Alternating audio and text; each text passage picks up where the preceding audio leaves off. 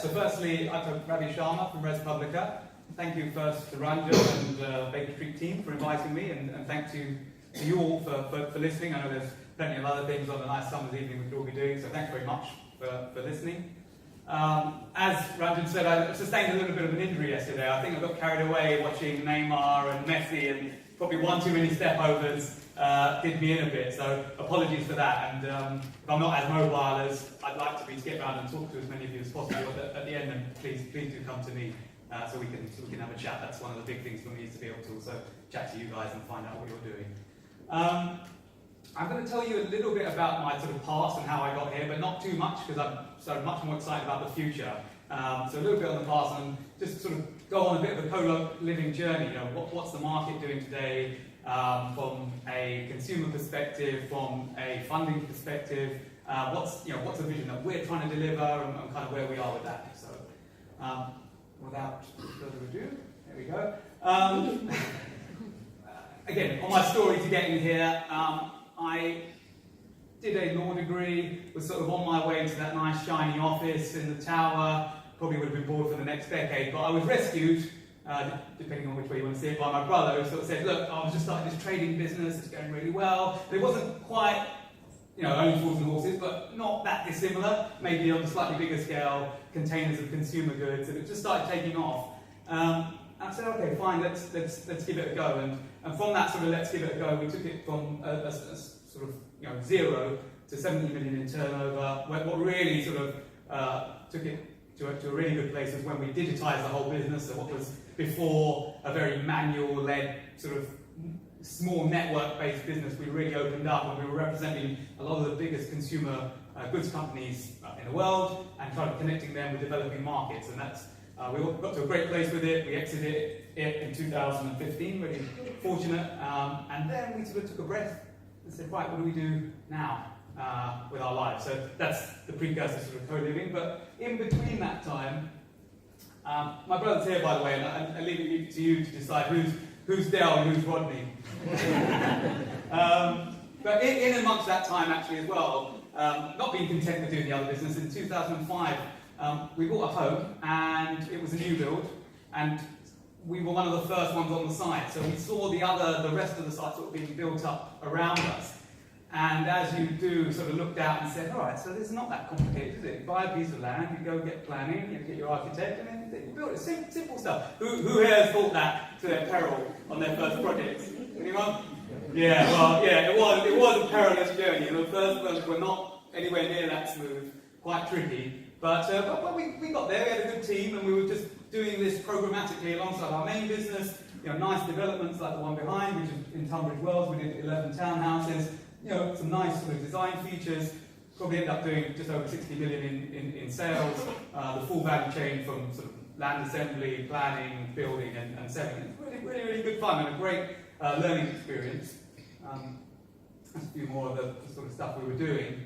But in 2015, we also said, look, actually, if this is going to be our main thing now, let's try and do something that really responds to the context of today and can be a real disruptive force, for creative disruption that could really actually deliver something better.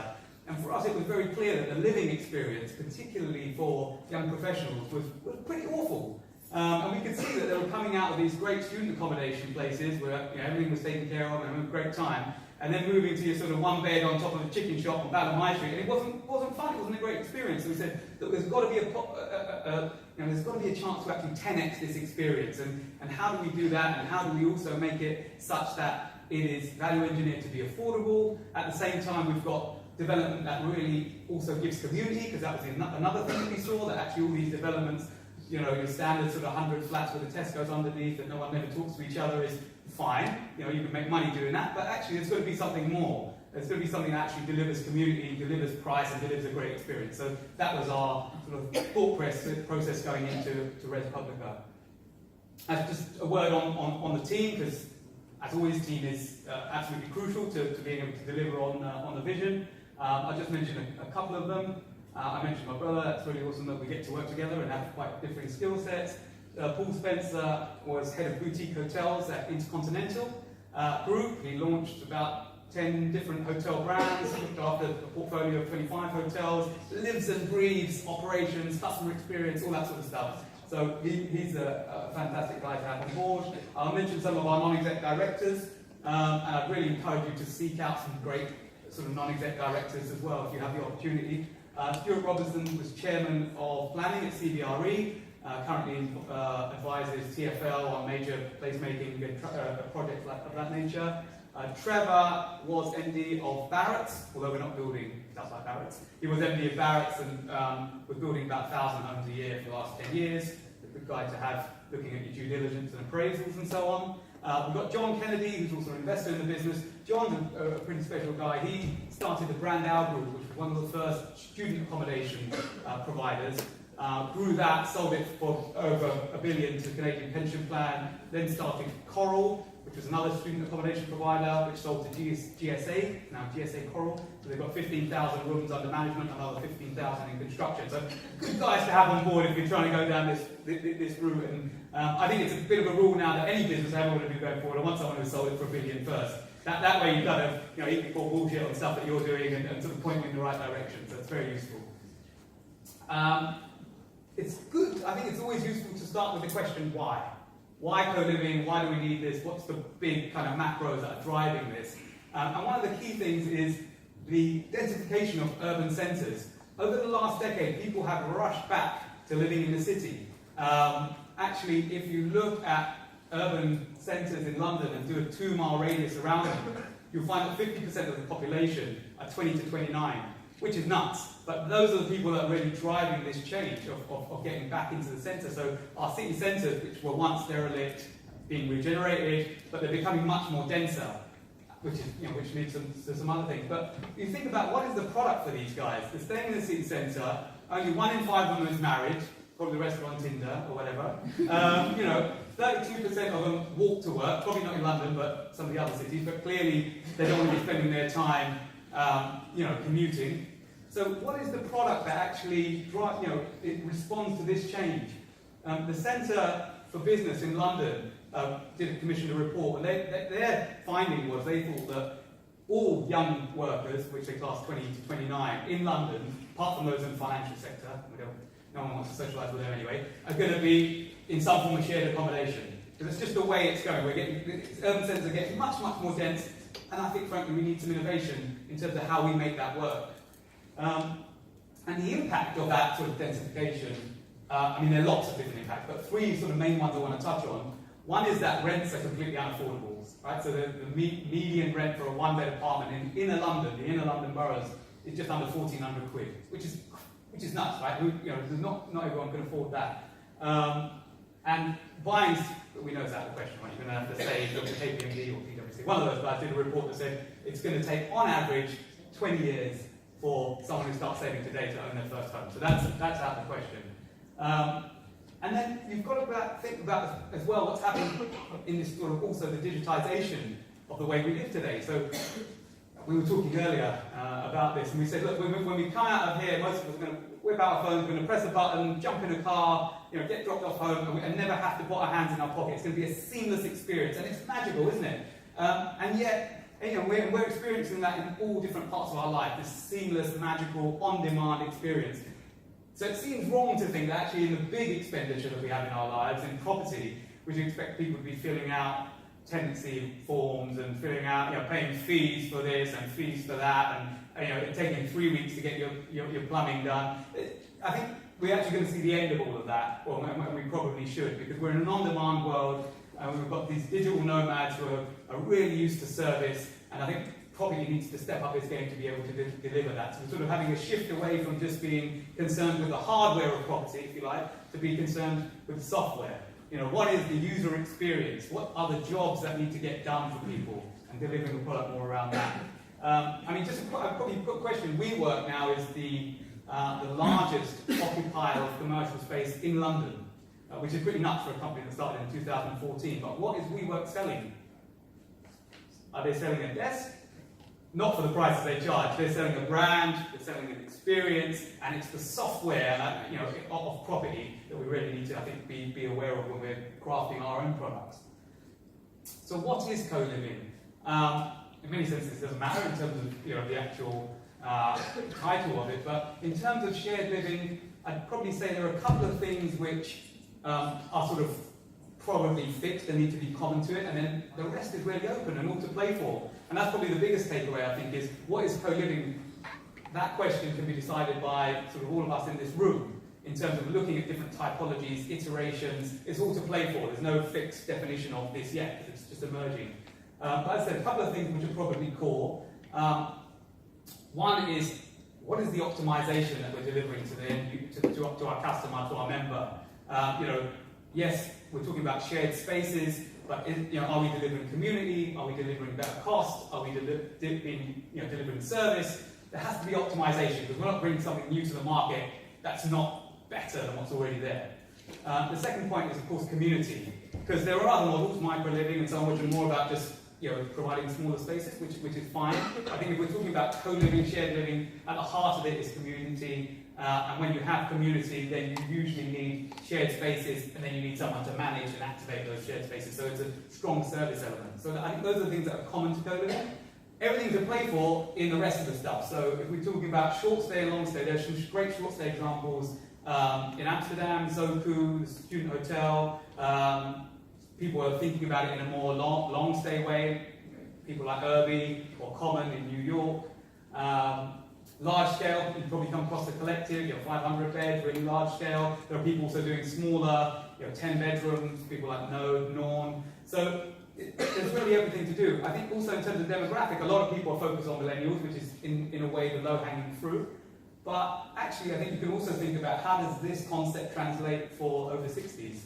How does this translate for families? And there's some really great examples, particularly in Nordic countries, Denmark, of co-housing, which is much more a family experience. So really encourage us to think, us all collectively, to sort of think really widely about what co-living can be. And in a way, I won't get too hung up on the terminology, because what's in a name? For me, I really feel the whole planning use class is completely outdated and outmoded, because space is just changing, and I think the future is mixed-use space, which delivers for various different needs at various different times for different sets of people on their life's journey. So I don't get too hung up on planning use classes. I think our duty as developers is just about focusing on exceptional user experiences, real community-led development, and then we have to work the rest out with the planners and so on. But that said, little word of caution, it is, with anything embryonic, with anything that's new, and you're trying to sort of innovate, a lot of resistance can be there. I think we have Policy H18, which is in the London plan, draft London plan, which is all about shared living and put some parameters around what they think shared living should look like. I think one of the criticisms of that may be it's only at scale, so it's only 50 units plus, which I don't think is particularly helpful. But generally, that's, I guess, one position to look at. But anyway, that really, the way that plays out with councils, we're finding, is very much more based on what is their political aspiration, progressiveness, and thought process about this typology. Some are very much behind it, really want to see it. Others are not so keen. And it's just about navigating that, trying to bring them on the journey as well. There is an educational piece to this. We say co-living, and people think actually probably more like that. There's some councils think it's that, just going to shove people in a box. There's a big educational piece. But all I'd say is, look, we need to sort of try and move everyone along with us on this journey to get them to understand it, be creative, fight for what's right, and have a plan B, right? So with different ways of tackling this, not just based on the policy that's written for shared living, but there are other ways to navigate this. And I think as entrepreneurs, we all need to sort of play at the edges and try and find ways to bring this product to life, if that's what we want to do. But that said, it's all to play for. It really is all to play for. It's a massive opportunity. My feeling is that co-living as an asset class will be at least worth 50 billion over the next decade. Why? Actually, let's just take a look at the wider sort of spectrum that we sit in. We've got PRS, which is all our buy-to-lets and all that sort of stuff, which is currently 90% of the market. And then we have build-to-rent providers coming in, which are really coming at scale now, but still less than 10%. I mean, people that own 10 units or more are still less than 10%. And the real scale ones are just starting, but there's serious capital committed. There's about 50 billion of capital in this asset class at the moment. Then if you look at student accommodation, what's happened to that over the last decade? In London, we had 1,800 private rooms about 10 years ago. Now we've got almost 28,000 private rooms. So just look at that scale in 10 years and how things have changed. I think 25 billion of student assets it's worth as an asset class, 25 billion, and 4 billion was transacted in 2016. So it just gives you an indication of how quickly a typology can scale and grow. And this is servicing 1.7 million full-time students. And this is a more expensive option than what they had before. So when you think about actually co-living as an asset class, how can this develop? And we're talking about 17 million millennials, and we're offering them a product which is actually much better and is lower cost than the status quo. Every opportunity this will be an amazing asset class. From an institutional investor perspective, just to share some thoughts of the conversations we're having, people really like it. We're particularly in this stage of the property cycle where yields kind of get compressed, so people want to have something that's delivering a better return than your sort of standard build to rent. They really like this. I mean, for them, it's just different buckets of income attached to a bed, and as long as the yield that they're looking for matches the risk they're perceiving, it's that's really what they're concerned about. So, just to touch on yields, exit yields. So, what I'm talking about here is your net operating income basically just gets capitalised. That gives you your end value. On sort of PRS build to rent, London's about 3.5% exit yield. Student, maybe 4.25 to 4.5. There hasn't been a transaction yet in co-living to determine where that should be. I would argue it should be between student and PRS. But let's say it starts out at 5. You will benefit, I think, with that coming down as people recognise it as an established asset class. So just a word on the money men and their thoughts. So how do we think about co-living? Our approach and our thought process is all about psychometrics. So demographics is kind of, what's the age category, whether they live, etc. We're more focused actually on what are the jobs that our potential members need doing. And when I say jobs, in the wider sense, okay, people need bed, they need a place to eat, etc. But what are some of the higher needs? The need for belonging, the need for authenticity, the need for community. How do we wrap all of these various needs into something that actually we can then deliver as a service and a product? And we spend a lot of time, we have spent a lot of time doing hundreds of interviews, thousands of survey responses in terms of really trying to dig into what is the underlying need for people and how do we deliver that. And then we sort of look at all of those and we say, right, what's a pain today that tomorrow we can make a gain? And from that we start to develop what our member experience looks like. And we sort of whittled it down in a way to 4 main quadrants. So there's the private space, because people still need some element of privacy, and that needs to be really comfortable, and you need your storage, and you need a great mattress, and you need a great shower, and all those sorts of things.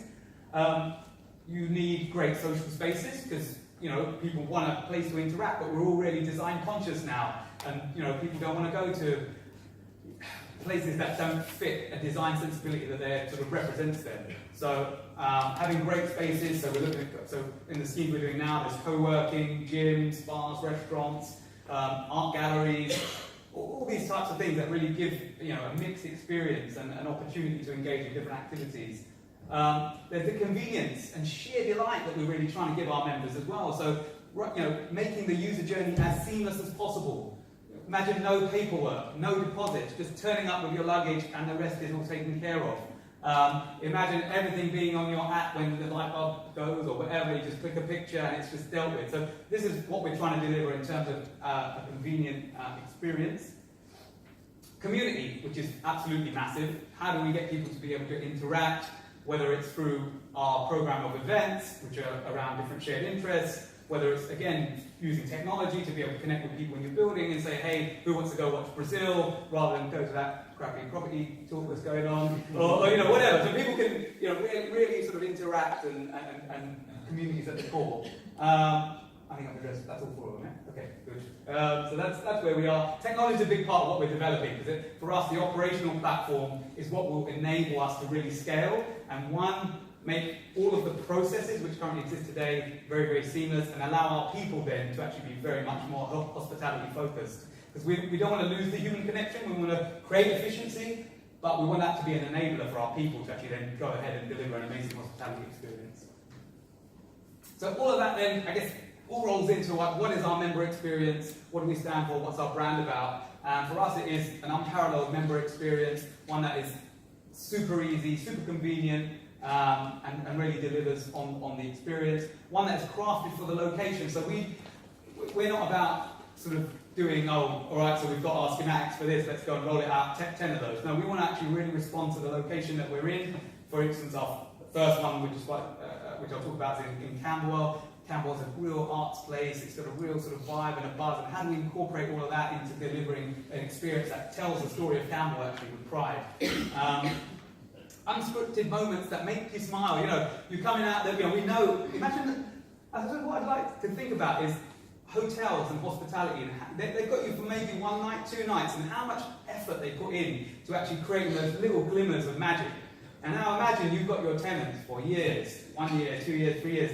Imagine the opportunity to really, you know, connect with them and deliver experience, and what would that do to them wanting to go somewhere else? So for us, it's about things like, you know, we might be data driven. We might know, you know, Devinder is at the gym at 6 a.m. every day. Why don't we just, and he usually goes and then pops off and gets a coffee. Why don't we just have a latte waiting for him one day?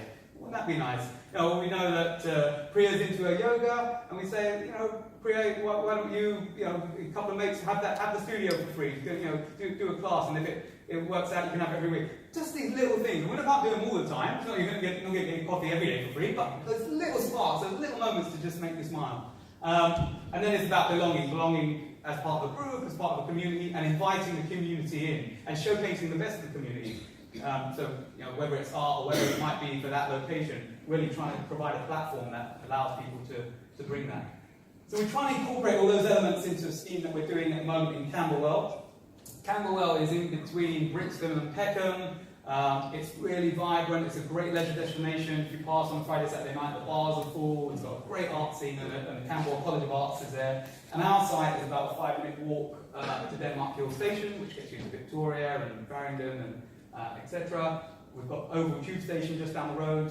And what we're doing is trying to create 290 co-living units and about 3,000 square meters of leisure and employment space. I'll just talk you through that. So this is our ground floor, and the concept is about sort of building a new urban village.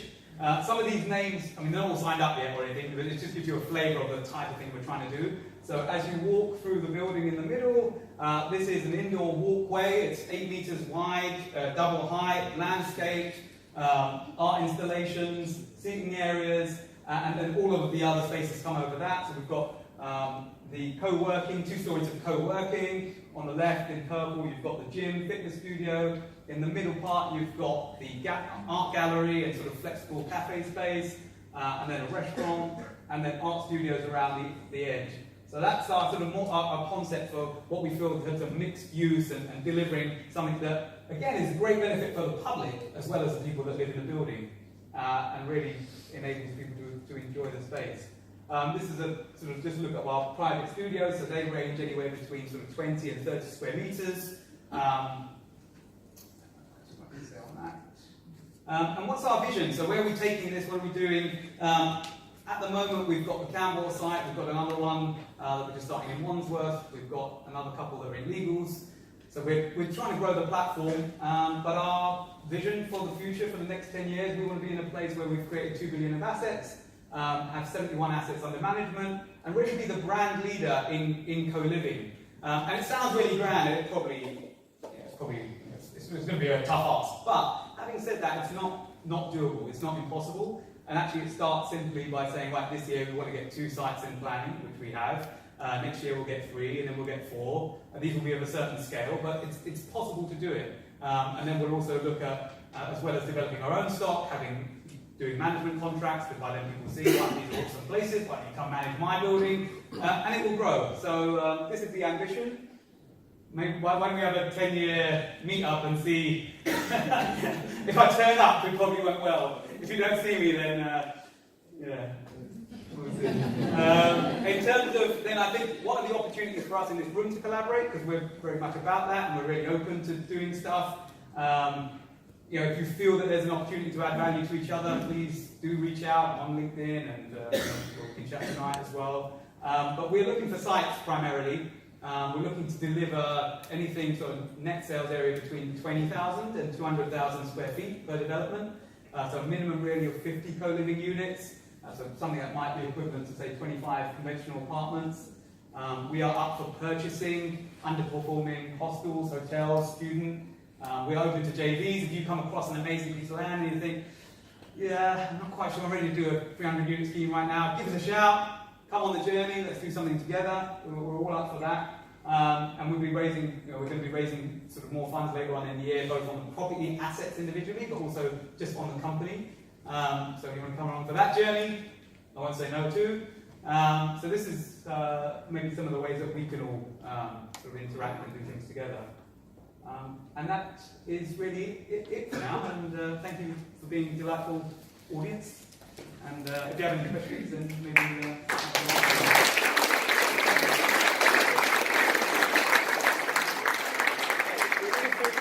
Questions for Ravi, and then Ravi's going to join the panel as well. So if you've got any individual questions for, have we got a? Yeah. I'm just going to get to the this chap at the back. Is it Andrew? Stand up. Oh, it's Andrew. Yes. Yeah, I just want to ask. Obviously, you're targeting a sort of relatively affluent demographic. Do you think it will work in more blue-collar towns and cities? And if so, how do you think the vision might change, other than nailing everything down?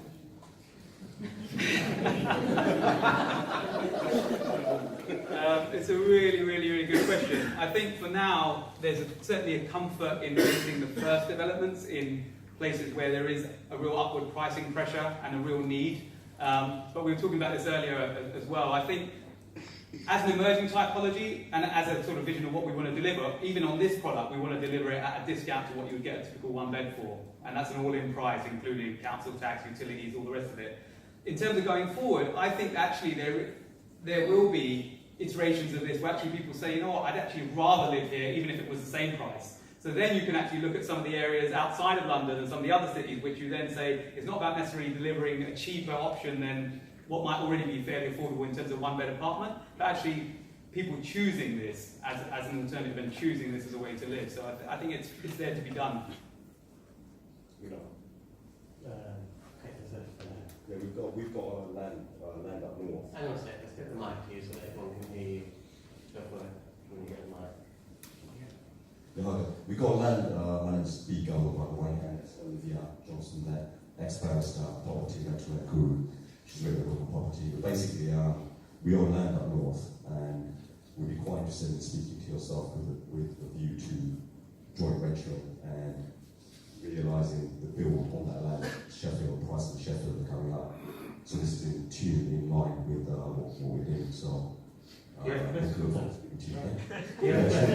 find out how we can work with Ravi on a joint venture basis. Let's have a drink in the break.